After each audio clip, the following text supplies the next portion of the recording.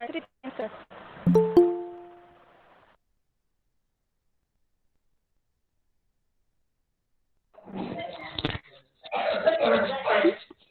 evening, everyone, and a warm welcome. I'm Gayatri Gavas, your anchor for today. Welcome you all for today's webinar, organized by the Agricos Alumni Association with the Botanical Society of Goa. First of all, I welcome our webinar coordinator, Sir Miguel Braganza. He is an organic agricultural consultant and a mentor. Topic for today are sweet potato cultivation practices, watermelon planting and manuring, watermelon pest and disease control. We have our three speakers to brief you about these topics: Miss Preeti Veli, Miss Tanvi Surelkar, and Miss Lisa Pinero. Before we begin, I would like to request all the participants to please turn off their mics and cameras. If you have any queries, you can type it in the chat box and we'll answer at the end of the session. To begin with, we have our first speaker, Miss Priti Veli. She is an agriculture graduate from Don Bosco College of Agriculture, Sulkona. She is an agricultural instructor at Government High School, Mulgaon. She'll be talking on sweet potato cultivation practices. A very warm welcome to you, Preeti, and over to you.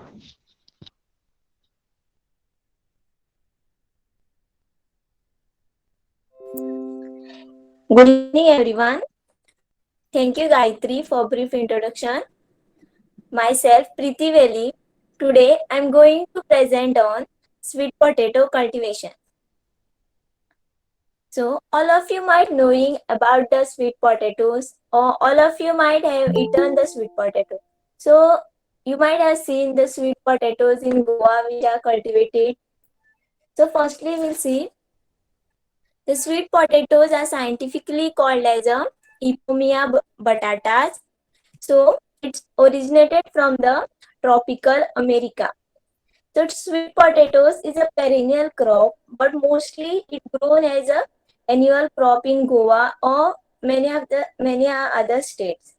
So sweet potatoes are grows from the underground tuberous roots. So the roots grow where the stem nodes touches the ground. So the where we get the storage roots or the sweet potato is there wherever the stem nodes touches the ground. So the sweet potatoes varies with color with the varieties. Some might be yellow in color, white, red, purple, also the purple in color. So in Goa, usually white and red color sweet potatoes are grown. So in Goa, what farmers they do is just to keep their land productive during the Rabi season, that is after the harvesting of paddy, they grow the sweet potatoes. So sweet potatoes are grown in the paddy fallow land in the Rabi season just to keep their land productive. Next.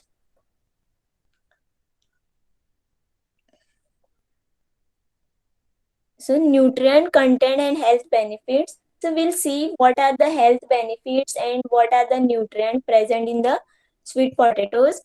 So mostly in one sweet potatoes, there are about 26 gram of carbohydrates and 2 grams of proteins. Rather than this, there are many nutrients like vitamin B, vitamin C, and vitamin D.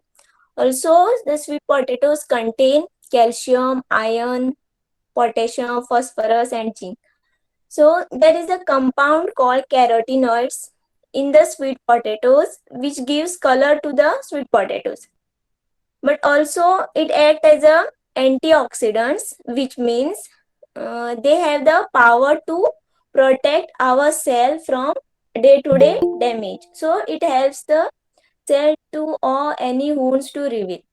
So like this, the sweet potato also helps to fight against many diseases like cancer and all.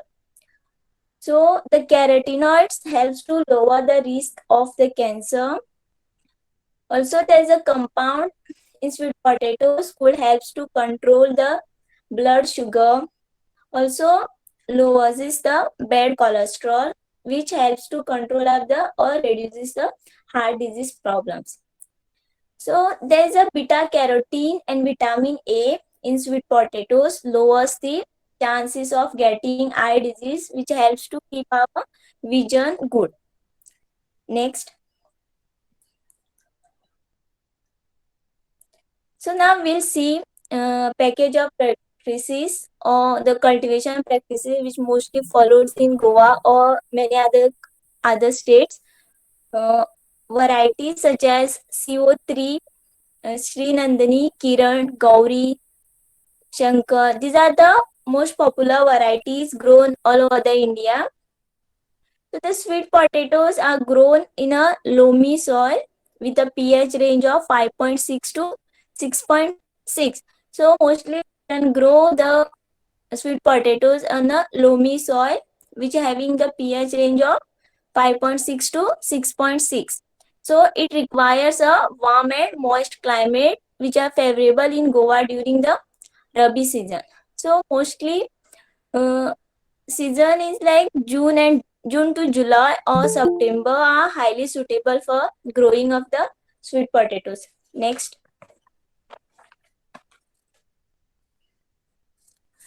preparation of field. Firstly, clean up the field. Whatever the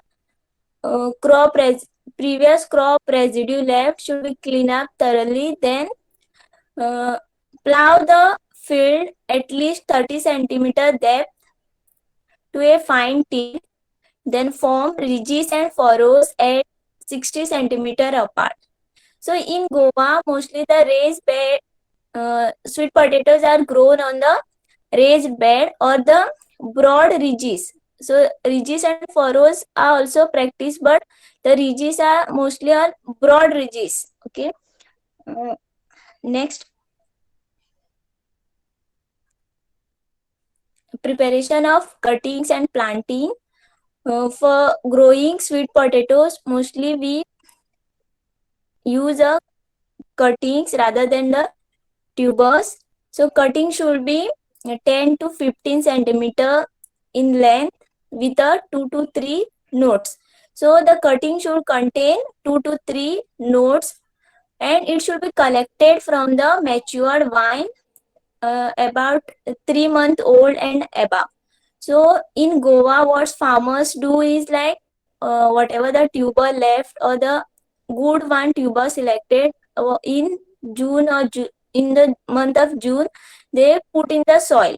So the vine which are get matured in these 3 years, in June to September.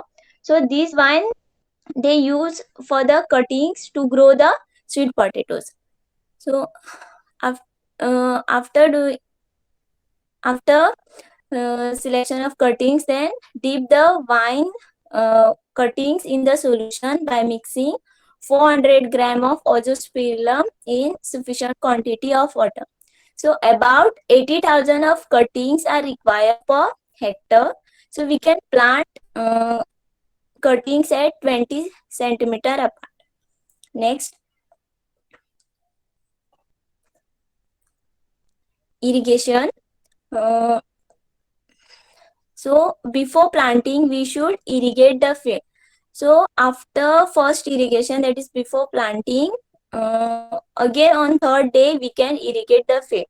And then later on, once in a week or twice in a week, we can irrigate the sweet potato field. So then application of fertilizer. At the time of field preparation, apply 25 at the time of field preparation, apply the FIR at the rate of 25 tons per hectare. Then 20s to 40s to 60 NPK of nitrogen per hectare as a basal dose. Then after 30 days, repeat the same amount of NPK dose per hectare. So it is preferably to apply nitrogen and phosphorus in the form of DAP. So it will be in preferable to apply nitrogen and phosphorus in the form of DAP. After cultivation, that is, till the vines are fully developed, the field should be kept clean by hand weeding. Earthing up can be done after the 25th, 50th, and 75 days after planting. Next, so plant protection. So sweet potato weevil is a major pest for the sweet potatoes. So symptoms are like thickening and malformation of vines. So some of the affected vines get start wilting. So the attack tuber becomes spongy, brownish to blackish in appearance. So the uh, attack tuber start rotting from the top and develop an unpleasant smell and bitter in taste. All of you might see the bitter observe the bitter taste. Some of the sweet potatoes are sometimes bitter in taste. This is due to the sweet potato weevil attack. Control. Use pest-free planting material. Try to harvest immediately after the maturity. So remove whatever the previous sweet potato crop residue left in the field and destroy them. Then soil drenching with Pantheon, that is 100 EC at the rate of 2 ml per liter of water. Next,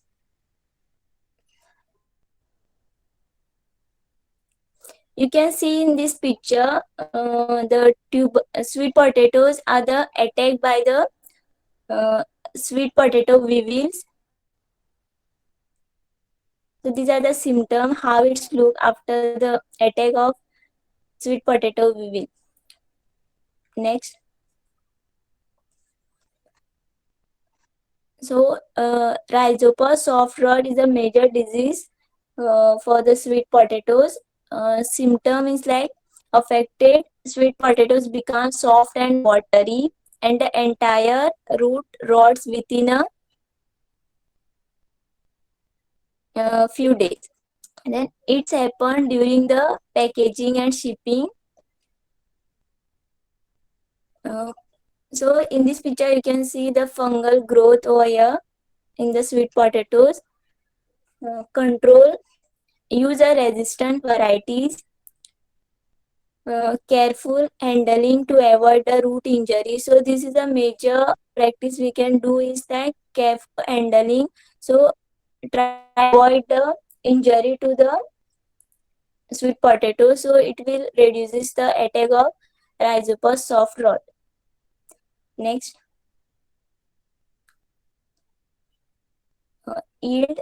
So it get mature in about 4 months, that is about 110 to 120 days. So yield is about 20 to 25 tons per hectare. Next. Thank you.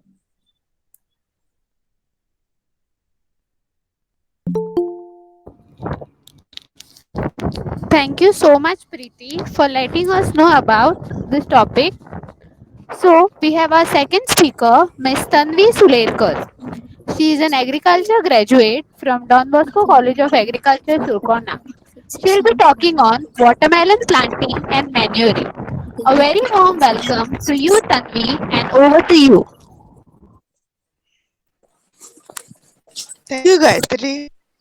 Good evening to all, and warm welcome to all the participants. Today, I will give you idea about watermelon cultivation and manuring. Next slide, please.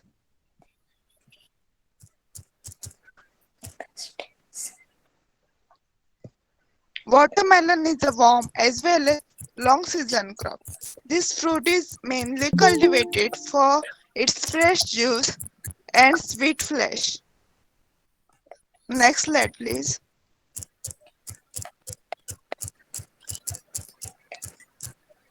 The best season for growing watermelon is December, so that the fruits can be ready for summer season. Watermelon crop is propagated through seeds. Next slide, please.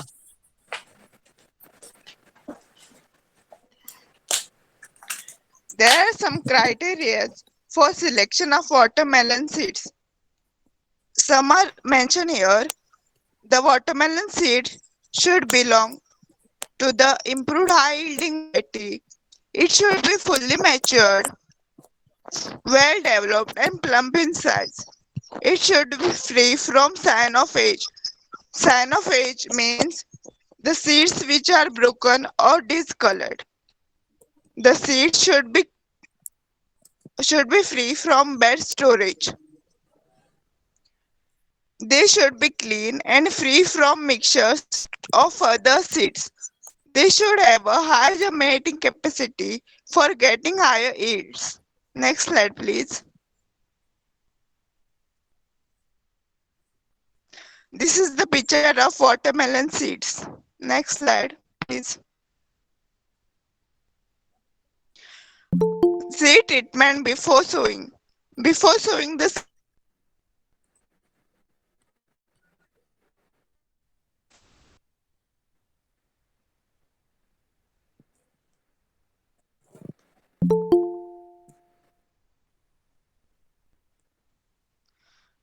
the water should be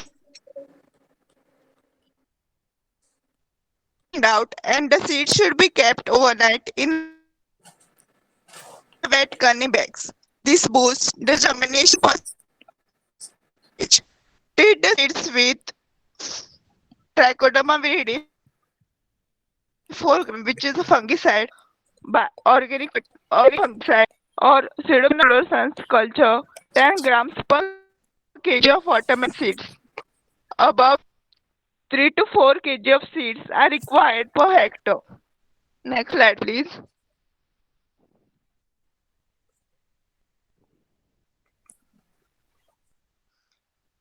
There are different systems of sowing. First one is furrow method. In this method, furrows are opened at a distance of 2 to 3 meters apart.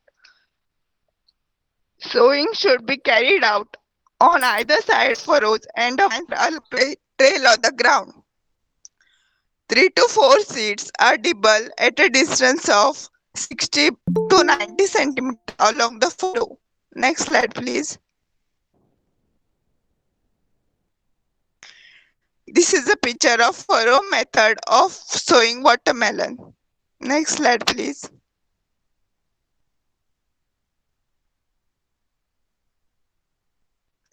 Second one is the pit method. Pits of size 60 by 60 by 60 centimeter should be dug at a distance of 2 to 3.5 meter by 0.6 to 1.2 meter. Pit should be filled with farmyard manure and soil in equal proportions. 4 seeds per pit should be sown and finally 2 healthy vines should be retained. Next slide, please. This is the picture of pit method of sowing watermelon. Next slide, please. The third one is hill method. In this method, pits of size 30 by 30 by 30 centimeter should be dug at a spacing of 1 to 1.5 meter. The pit should be filled with equal quantities of farmyard manure and soil. The soil is piled up in the form of a hill and 2 seeds should be planted at each hill. Next slide. This is a picture of hill method of sowing watermelon. Next slide, please. Climatic conditions required for watermelon cultivation. Watermelons are sensitive to cold, and even a mild frost can severely damage the crop. The best average temperature range for watermelon production during the growing season is between 18 degrees Celsius and 35 degrees Celsius. Cool nights and warm days are ideal for accumulation of sugars in the fruits. The seed germinates best when the temperatures are higher than 21 degrees Celsius. High humidity at the time of vegetative growth causes the watermelon crop susceptible to various fungal diseases. Below 10 degrees Celsius, temperature below 10 degrees Celsius and above 36 degrees Celsius retard the growth of watermelon crop. Next slide, please. Soil required for watermelon cultivation. Watermelon crop can be cultivated on well-drained sandy soils, all sandy loam soils, or black soils with good organic matter. Alluvial soils along the river beds is also suitable for growing watermelons. The ideal pH range is 6 to 7.5, which is the best for watermelon cultivation. Next slide, please. The manuring of watermelon crop. Watermelon are heavy feeders. Apply an organic fertilizers during planting. Organic fertilizers you can apply farmyard manure, compost, vermicompost, cow dung as well, which is a dry one. Adding 2 to 3 inches of compost or raised manure will give the melons a nutrient boost and improve the soil structure. Next slide, please. That's all. Thank you. Thank you so much, Tanvi, for letting us know about this topic. We have our final speaker, Miss Lisa Pinero. She is an agriculture graduate from Don Bosco College of Agriculture, Sulcorna. She is the founder of Fruits of Hard Work. A very warm welcome to you, Lisa, and over to you.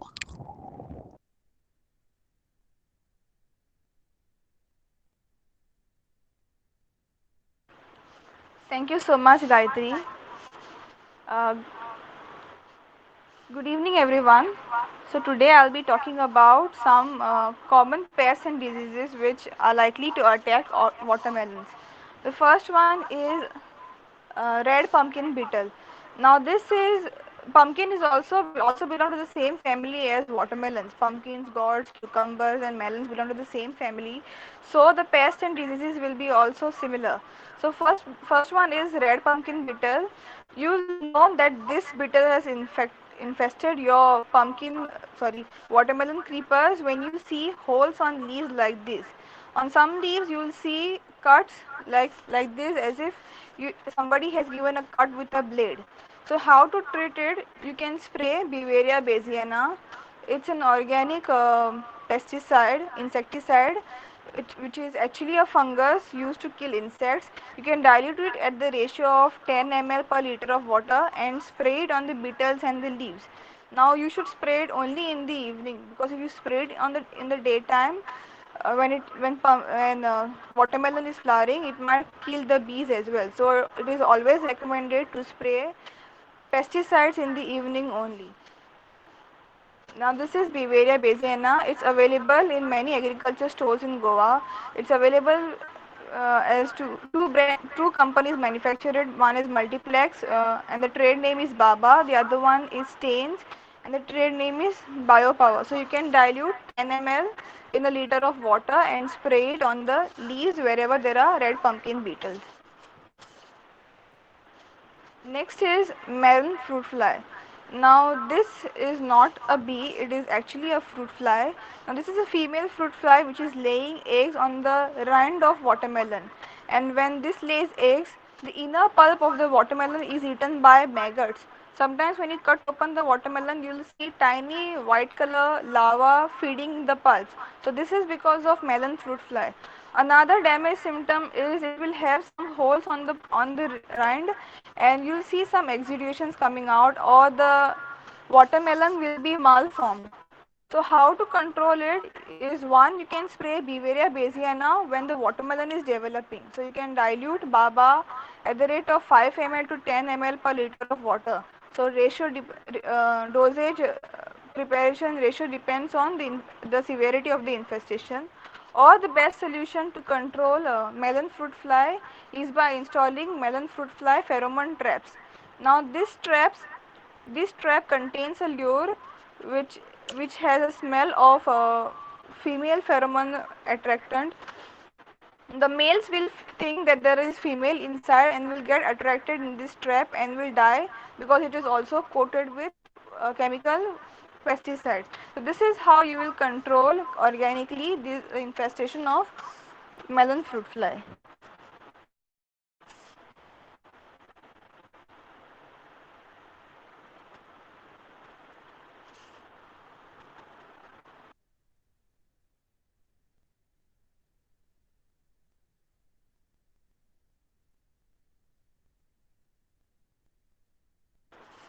Is my voice echoing now? No, Lisa. Okay.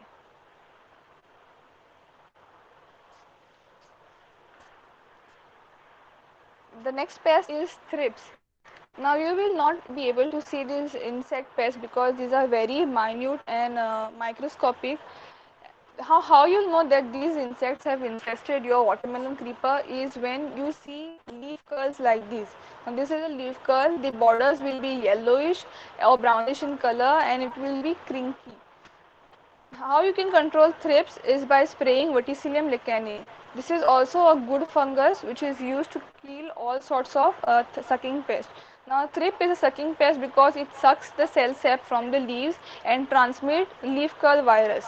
So this is how your leaves will start getting attacked, infested.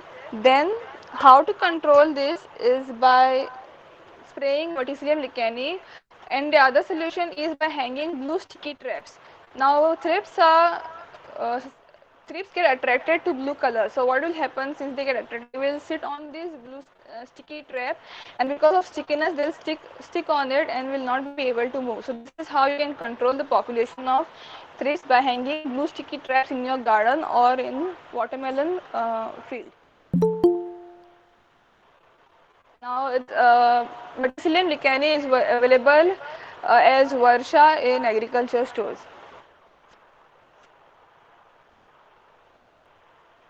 The next insect is white flies. Now, you always see white flies on the lower side of the leaves, and on the upper side, you will also see another type of leaf curl virus. So, most sucking pests are usually on the lower side. You'll either find thrips or you'll either find white flies.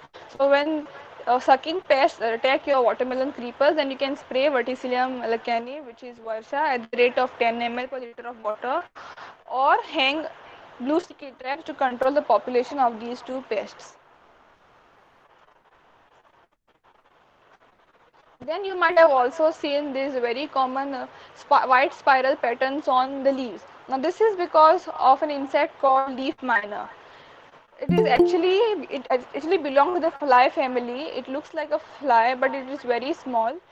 And what happens is the larva of this fly, the fly lays eggs on the leaves, and the larva of this fly starts feeding inside the tissue of these leaves, and that's how and starts tunneling inside the leaves, and that's why you see all these white color spiral pattern on the leaves. Now, how to control is by spraying Beauveria bassiana, which is Bava or Biopower, at the rate of 5 ml to 10 ml a liter of water on the plant only in the evening, or you can hang a yellow sticky trap in your garden or in your watermelon field. These leaf fly, sorry, leaf miner flies get attracted to yellow color, and that's why they'll stick to these traps, and the population of these will be controlled. And the final one is final pest is watermelon rindworm. Now this is very common in Goa. Last year and previous years, you all might have seen watermelons being sold in the market, wherein the rind of the fruit turns brownish and have patches like this. Now this is because this rindworm feeds on the tissue of the rind. eat the tissue, and it actually does not damage the pulp inside. It only feeds on the rind. But only thing what happens is, because of this watermelon look, people don't prefer to purchase it. It's actually safe even if there's damage, and it's a sign that these watermelons are not treated with any sorts of pesticides. You can still purchase these types of watermelon. And to control this type of insect pest, which is watermelon rindworm, something called as Bacillus thuringiensis is used. It's actually a bacteria which is used to control all sorts of caterpillars of moths and butterflies. So you can dilute or mix 10 grams or 10 ml in a liter of water and spray it on the fruits. When the caterpillar starts eating the rind of the fruit, the bacteria will start producing toxin inside the caterpillar body, and eventually it will die. And that's how it controls all sorts of caterpillars and rindworms on watermelon.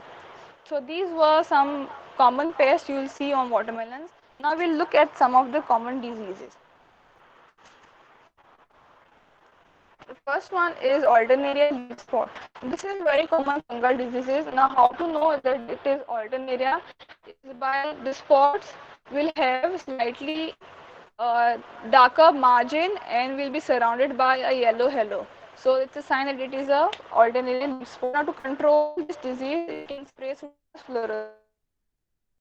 It's also a bacteria which suppresses the growth of any sort of fungal diseases on fruits, leaves and flowers. So you can dilute Pseudomonas fluorescens at the rate of 5 to 10 ml per liter of water and spray it on the creepers. And also how to prevent this disease is by avoiding close planting and overwatering. Now you should avoid planting it too close.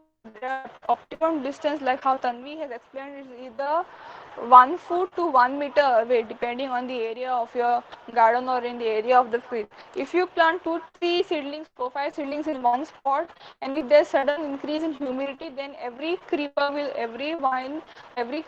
of watermelon will get infected with this alternaria leaf spots. Also, you must remember that you should never compost leaves that got diseases, because these pathogenic fungus remains in the soil and might get transmitted to the healthy plants through compost.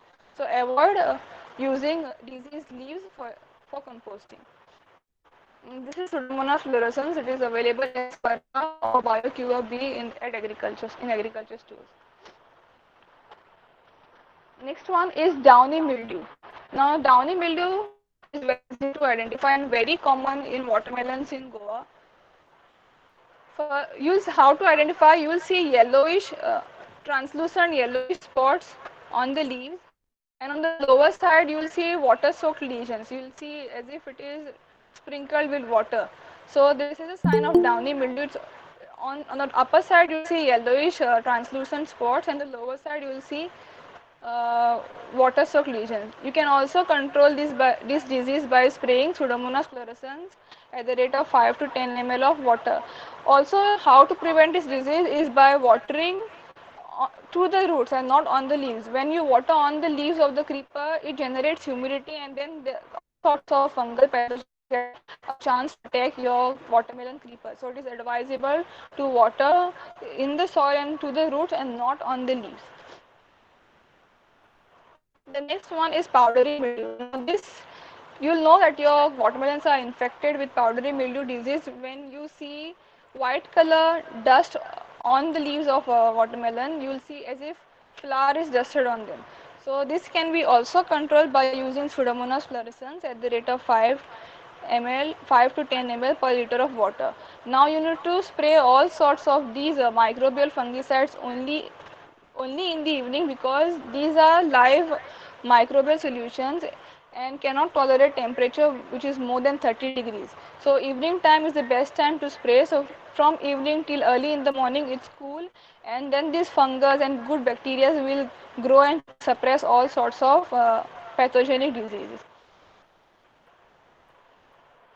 The next one is fusarium wilt. Sometimes you will see the entire creeper turning yellow and wilting, and eventually the whole field turns brown and yellow, and watermelon creeper dies. So this is because something called as fusarium wilt.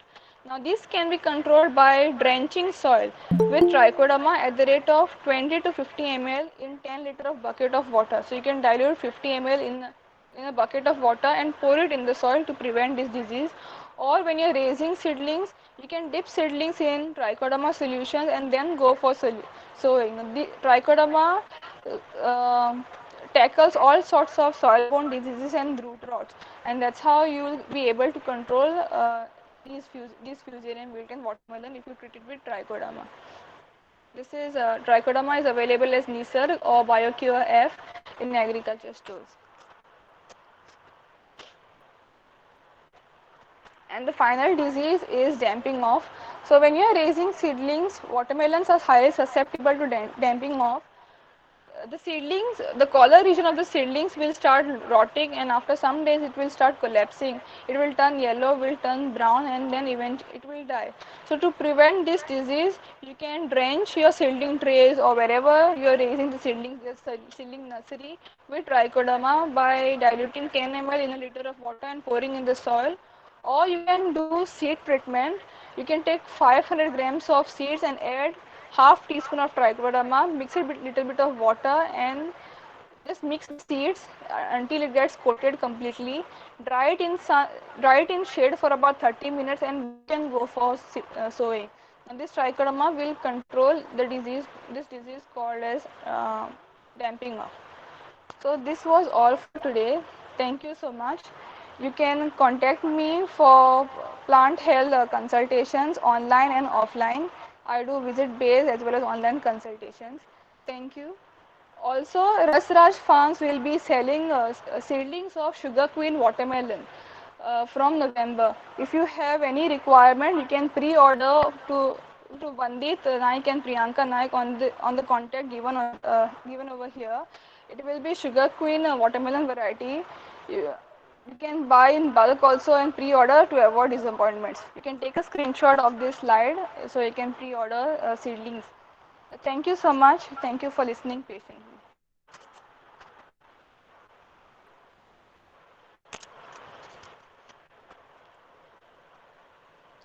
Thank you so much, Lisa, for letting us know about this topic.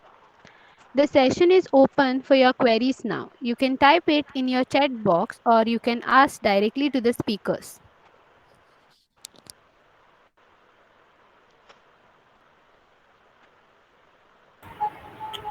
Hello. Hello. Yes, go ahead, Peter. Okay, my first question is which variety of this is regarding the sweet potatoes. Which variety of sweet potatoes is popular in Goa?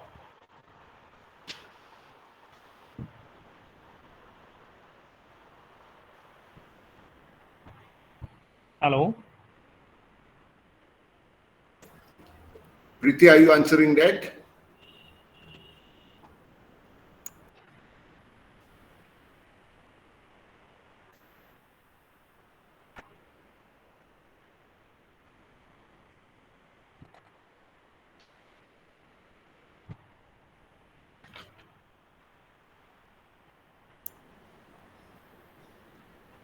In Goa, actually, we have quite a few varieties which were brought earlier. The white one is common. The names of some of these varieties are not known. And we also very rarely have the one which is red on the outside with golden color flesh. There are quite a few varieties which are similar. So actual identification is not known because these plants have been brought in by the farmers and the variety name is not known even to them. Okay, my second question is the difference between okay, when you are planting this sweet potatoes and the white ones and something, the sweet potatoes that are called as katkongi or pushkongi, what do you call them? What is the difference? How do you grow these two different types? No, katkongi is completely different from kongi. Katkongi is Dioscorea, whereas the kongi is Ipomia. They are two different genera altogether. So Katkorni, Korni, Chirko, Chirni, all these things, they are diascorias. They are creepers, some of them which give you bulbils on top plus a tuber down. They will be hairy on the outside. And it is different from the Korni. Korni that you get is Ipomia batatas, which is an adventitious root only, nothing aerial in that. And normally what they will do is in the monsoon, they will keep these cuttings on the coconut band or somewhere, grow it so that they have cuttings to plant in the monsoons in the field. And the field for Korni, the Ipomia, has to be little bit sandy, as in Guavalia or in Parra or Benauli, so that the Korni can grow in the soil easily. If it's clay soil, it's hard, it will not grow.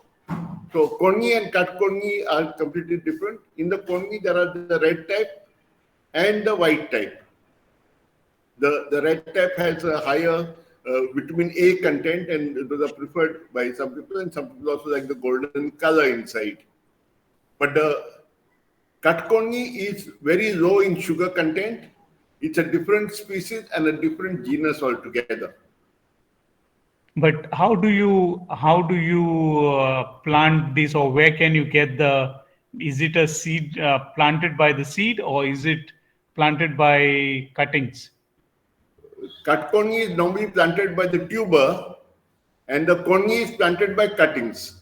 Just like how you put pepper cuttings, 2-note, 3-note cuttings are planted in the ground, and then it will both get adventitious roots, and it will also grow. So cuttings are planted. What she spoke about 80,000 cuttings for a hectare can be put for it to grow and cover. Normally, one Korni cutting, if you put it, will cover about 2 square meters area on the ground.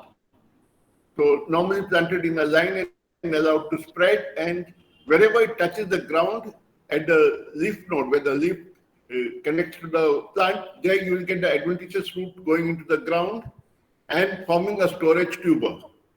So the stem of the Korni has to perforce touch the ground everywhere so that it can form roots and form the tubers.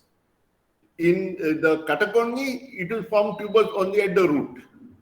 It's not an adventitious root on the stem, but it is a true root. So these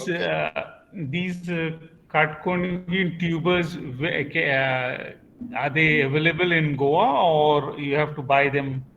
No, they are available in Goa, especially in the hilly areas of the Western Ghats. Kepe, Kankon, Sangay, Darbandora, Satari, even parts of Sankili and that side. It's very common. People grow Katkorni. So you can buy the Katkorni from the market also and plant it to get a new plant. And from there you can multiply further. At this time of the year, you get Katkorni coming in the market. So they're basically grown somewhere in the month of June. They are normally planted with the first monsoon, so without watering, you can get a crop. So planting at the beginning of the monsoons and harvesting at the end of the monsoons. In the case of Katkorni. In the case of Korni, planting is in the month of November and harvesting normally starts February, March. Okay, then what is the difference between a yam and a sweet potato? Yam, like for example, Katkorni is a yam. Katkorni is a yam. And sweet potato is an adventitious root. But the yam is supposed to be bright orange. Not necessarily. Suran also is an yam. Alphonse put yam. Suran also is an yam. Madi also is an yam. It can be different color, different shape, different sizes, but low in sugar content. And it's not an adventitious root. It is the root form itself. Suran and Madi. Suran, Madi, these are all yams. Tapioca also is an yam. So you have lots of yams. No, but I was particularly talking about the bright orange, which are more or less the size of a sweet potato. Red on the outside? Red on the outside, or bright orange on the inside. Yeah, that is a sweet potato. You get No, sweet but potatoes which are red outside and orange inside. okay, but this particular variety, where will I be able to get? I want bright, uh, I mean, It orange. will come to the market in maybe a week's time or 2 weeks' time max. No, Those but which are, you don't get this variety in Goa. I have not seen. you At get, least not it's in. not common. The common one is white. Yeah, but I have not seen even the Where are you based, Peter? Margaon, Raya. Right, okay. But Because I mean, I have not seen this in Margaon at all. This particular variety. it comes to Mapsa. I don't know about Margao market. I need to check. But Mapsa market comes. About 10 to 15% of the produce sold in Mapsa market is the red type with the orange inside. It is having Right. higher vitamin A content, and some people prefer it. Taste-wise, most people don't prefer it because we are used to the white. So this orange one is available in the Mapsa market Mapsa market next week or the week after next, you will get it. If you next have week. if you have difficulty, you can contact me. I can pick up some and maybe get across to my account to you.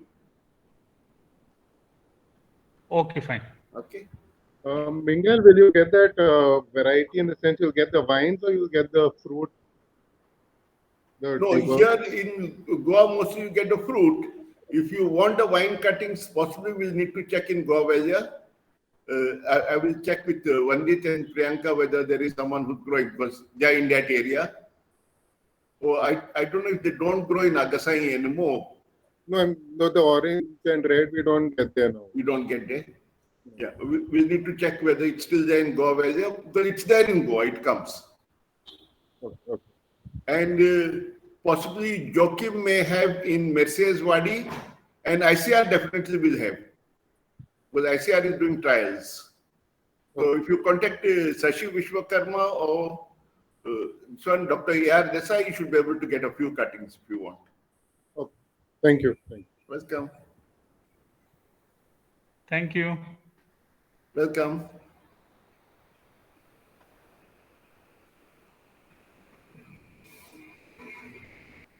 Any other questions?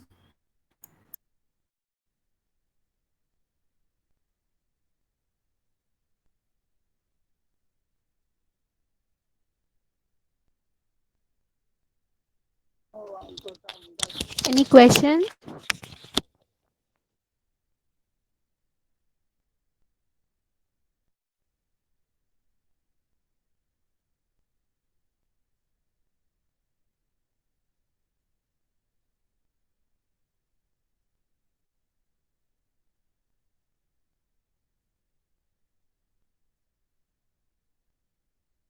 Gayatri, you can wind up. I would like to thank our coordinator, Sir Miguel Braganza, and our AgriCoach Alumni Association members for conducting such webinars, to all the speakers for taking efforts and giving us informative session. Thank you so much, everyone, for attending the webinar. Thank you.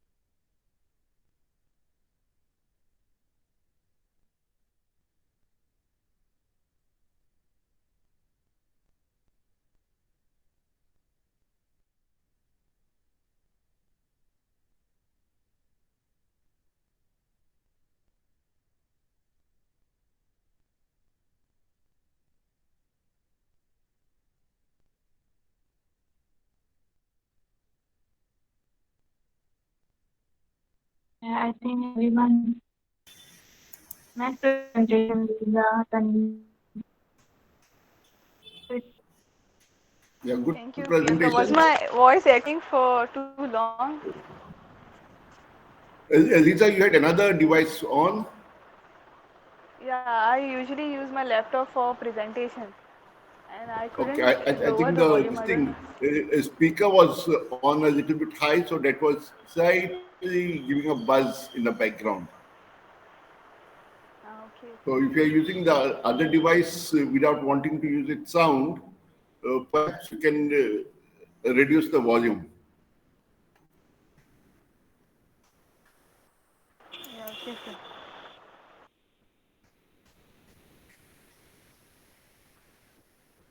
So good presentations. What you can do possibly is to Thank have. you, sir. Yeah, welcome. Thank you, sir. Thank you, Yeah, Priyanka. it was very nice. So you can have a backup link if at all somebody asks questions about the crop. So you can just post that link for them. Good, and I hope Okay, that sir. we get more people to participate, Lisa.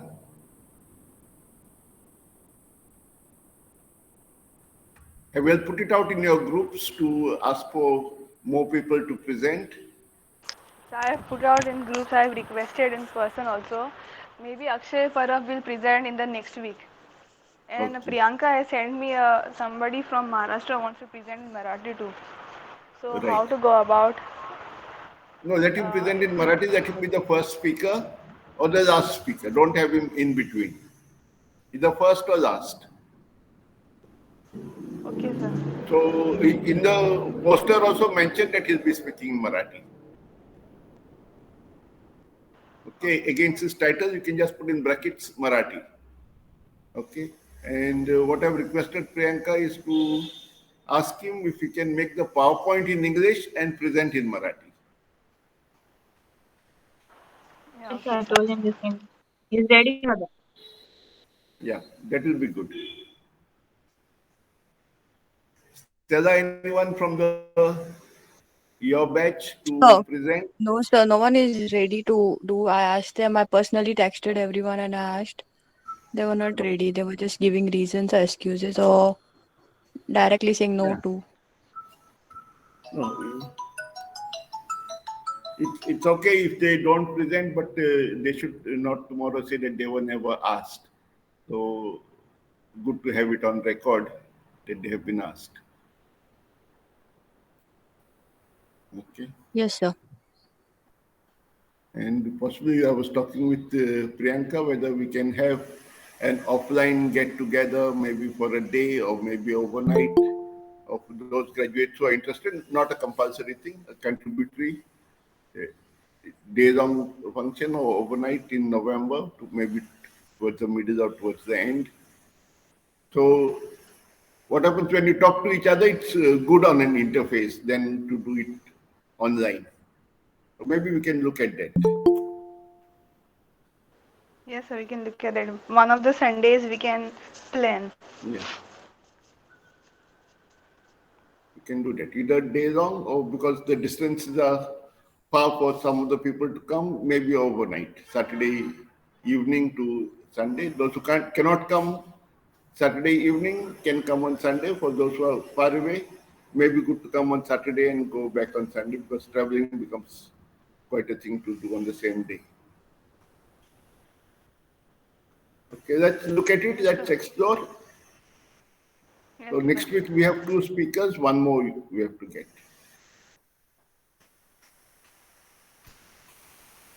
Okay, thank you. Thank you, sir.